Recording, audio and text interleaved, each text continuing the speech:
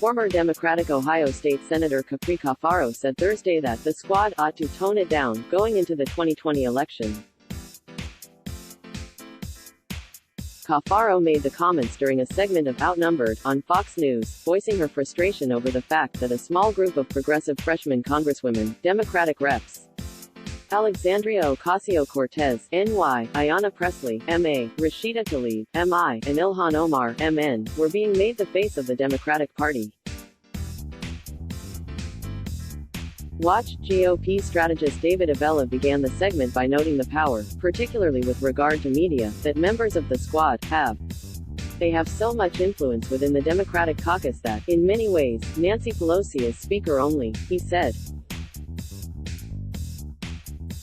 Cafaro responded then, pushing back on the idea that the squad's ideas were a reflection on the position of the party writ large.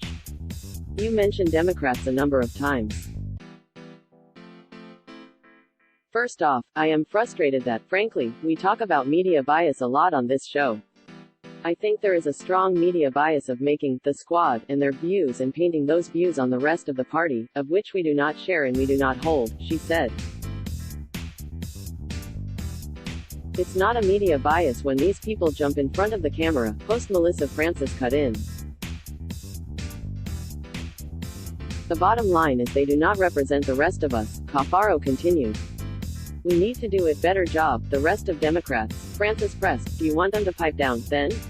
They are hogging all of the oxygen.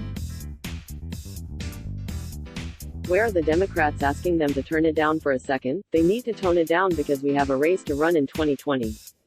Cafaro agreed. We need to be more vociferous about denouncing certain aspects. Back to your issue about the voting records, the BDS situation is not supported by most Democrats. I would say most Democrats have a voting record that does support Israel. Why wouldn't you name Omar as an anti-Semite when she is so clearly? Francis continued. If I were in Congress I would have done so. Cafaro shot back, noting that she had called out Democrats who had failed to address Omar's comments at the time.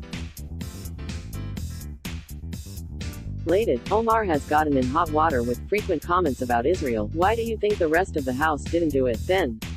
I think that's his question. On the Republican side, you are supposed to stand up and call them out. Francis argued.